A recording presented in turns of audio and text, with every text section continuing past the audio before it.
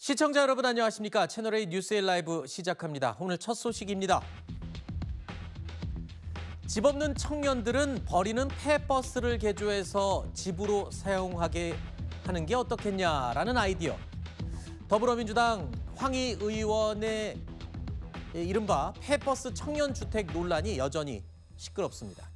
청년들의 분노가 심상치 않은 상황인데요. 자, 그런데 황희 의원이 이 논란 사흘 만에 어제 결국 사과를 했습니다.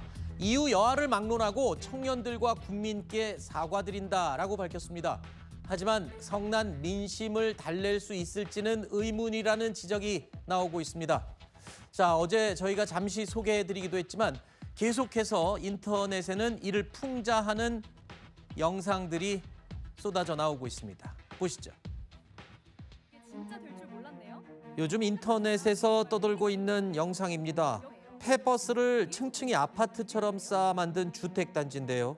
위층과 아래층 버스를 오가는 엘리베이터도 보입니다.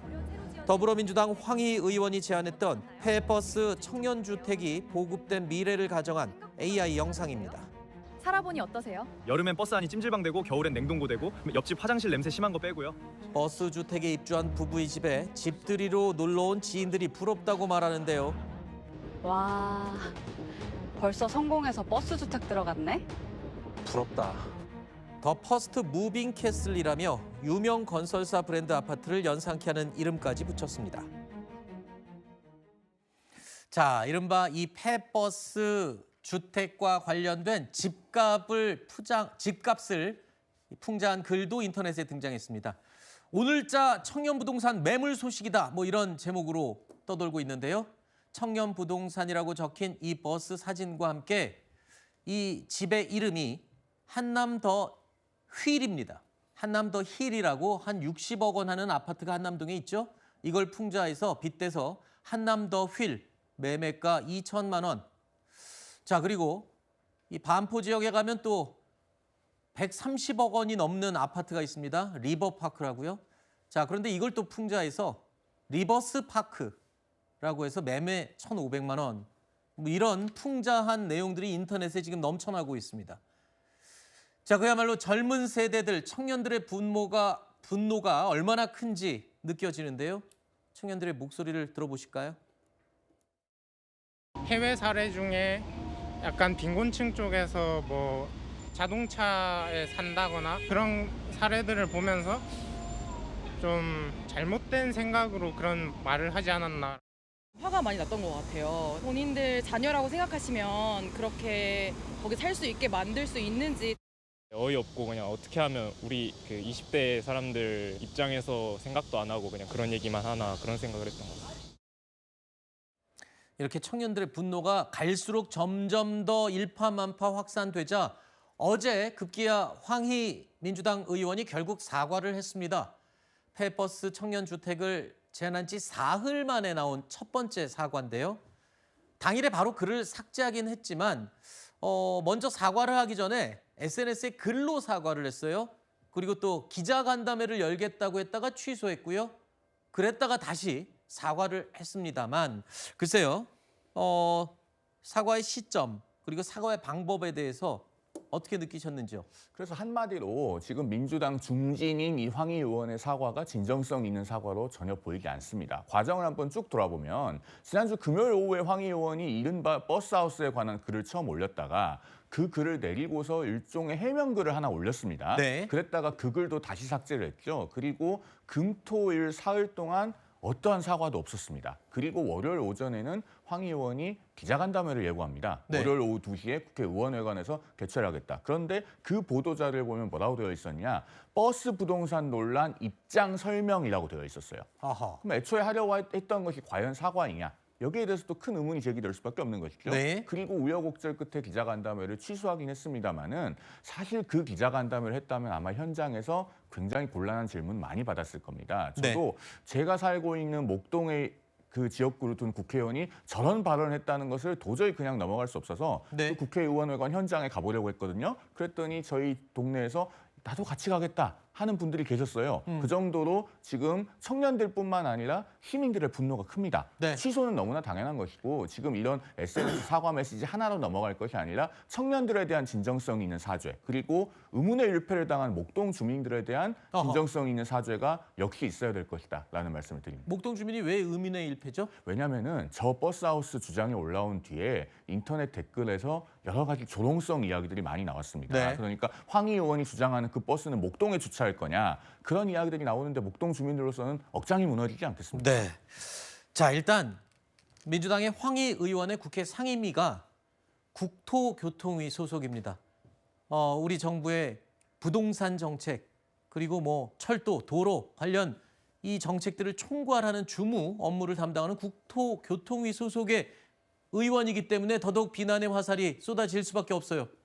그렇습니다. 지금 뭐 황희 의원이 아무리 개인의 아이디어라고 얘기했다고 하더라도 그것이 민주당의 그 정책 또는 이재명 정부의 청년 주거 대책이냐라고 또 그 보실 수 있는 여지들도 있기 때문에 매우 부적절한 발언이었다. 뭐 늦었지만 사과를 한 부분에 대해서는 평가합니다만 어쨌든 이런 부분들이 몰고 올 파급력 같은 것들을 좀 고민을 하고 네. 말씀을 좀 주셨어야 되는 게 아닌가라는 그런 아쉬움이 좀 많이 나고요. 사과의 시점에 대해서는 시점도 뭐 어떠세요? 시점도 매우 늦었다라고 보고 또 이 그 사과의 내용도 조금 더 진정성 있는 목소리가 있었어야 되는 게 아니냐 네. 이런 말씀도 드려야 할 것 같고요.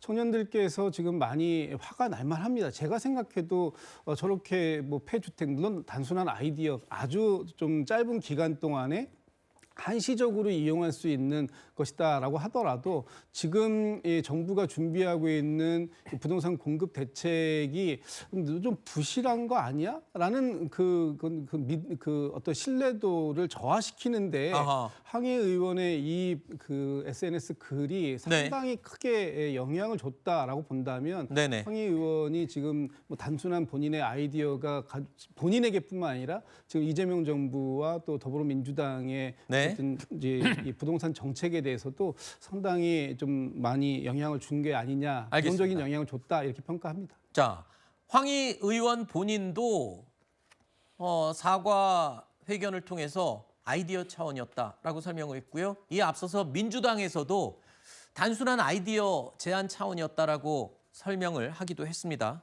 자, 그렇다면 도대체 국회 교통위 소속의 국토교통위 소속의 황희 의원은 부동산 정책과 대책에 대해서 어떤 생각을 평소에 가지고 있었을까요? 그래서 저희 제작진이 과거에 어떤 주장을 했었는지 부동산 정책과 관련해서 좀 찾아봤습니다. 들어보실까요? 제가 한번 10명한테 물어보면 7, 8명은 다 내가 물론 안정적으로 주거를 마련해서 그걸로 인해서 혹시 내가 재테크 수단으로 일부 사용할 수 있다면 그것도 좋다라는데 아마 동의할 겁니다. 그렇기 때문에 실제로 시민들의 부동산에 대한 사용제적 의미와 교환제적 의미를 저는 복합적으로 추진하는 정책을 정부가 펼쳐야 된다. 정부가 정확하게 철학을 갖는 게 중요하다고 봐요. 이게 토지라는 것은 대대로 한정돼 있는 거 아니겠습니까? 물려받는 거기 때문에 토지에 대해서는 공공성을 유지하는 게 맞습니다. 뭐 지극히 당연한 이야기를 하고 정상적인 그런 가치관을 가지고 있습니다. 집이라는 게 사용을 목적으로 하기도 하지만 그 집값이 오른다면 참 좋겠다라는 생각을 국민들은 가지고 있을 것이다. 알고 있네요.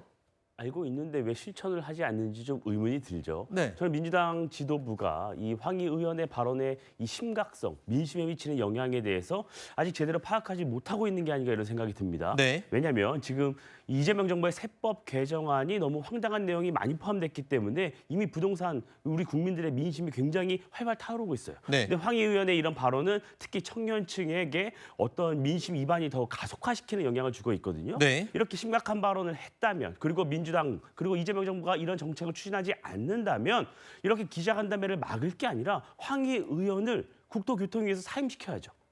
국토교통위원회에서 이 정책을 계속 다룬다고 한다면 민주당 정책의 신뢰성을 가질 수 있겠습니까? 네. 저는 민주당 지도부에서 황희 의원을 국토교통위가 아니라 다른 상임위로 사임을 시키고 대국민 사과를 하는 이런 방향으로 조금 지도부가 지도를 했어야 한다 이렇게 생각합니다. 안 그래도 지금 부동산 대책, 정책과 관련해서 긴가민가 반신반의하는 이 사람들이 많은 상황에서 정부의 정책의 신뢰도에 오히려 악영향을 줬다고 우리 김진욱 대변인께서도 얘기하셨는데 민찬 대변인도 똑같은 지적을 해주셨습니다. 아예 한 발 더 나아가서 국토교통위에서 사임을 시켜야 된다까지 지금 얘기를 해주셨군요.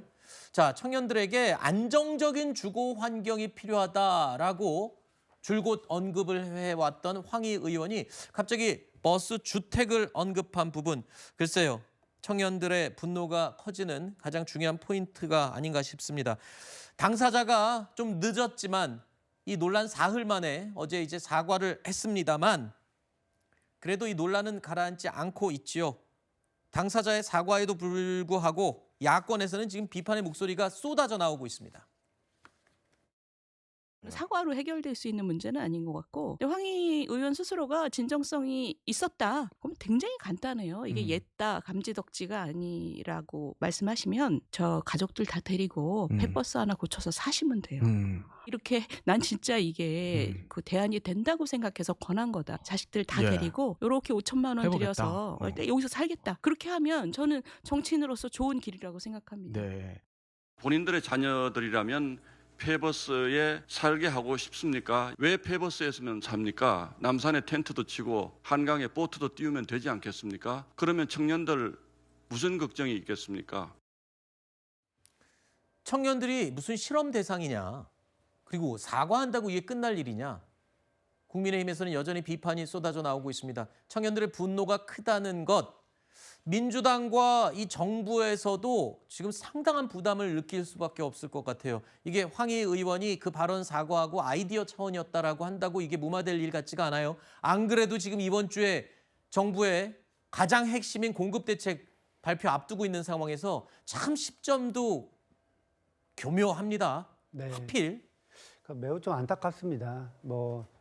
그 황희 의원이 우리가 아까 영상에서 봤던 것처럼 사실은 민주당 내에서 굉장히 친시장적인 이러한 주택 정책, 공급 정책, 부동산 정책을 가지고 있던 분이거든요. 아마 제 기억으로는 종부세 완화, 규제 완화, 재건축 빨리 하자 이런 것들을 황희 의원이 다 주장하고 있어요. 그러니까 지금 본인이 이제 부동산에 관심이 많고 공급 대책을 어떻게 해야 될까 거기에 너무 과몰입한 나머지 말도 안 되는 이야기를 진짜 하신 거죠. 저는 이게 단순히 아이디어라고 이야기를 하지만 내용적으로 전혀 말이 안 되기 때문에 실현 가능성도 없고 사실 큰 의미가 없다 이렇게 보여져요. 어쨌든 근데 지금 정부의 부동산 공급 대책을 기다리고 있는 이 시점에 이른바 이제 아이디어 차원이라고 이렇게 말씀을 하시니까 많은 2030 청년 세대들이 분노하고 계신 것 같고 어쨌든 황희 의원이 글을 올리자마자 바로 사과했고 그리고 글을 삭제했고 그리고 그 이후로 계속해서 사과를 하고 있는 상황이기 때문에 좀 이 정도로 뭔가 이 정부의 정책 신뢰도까지 연결시켜 가지고 비판하는 거는 약간은 조금 잘못되지 않았나 이렇게 싶습니다. 네.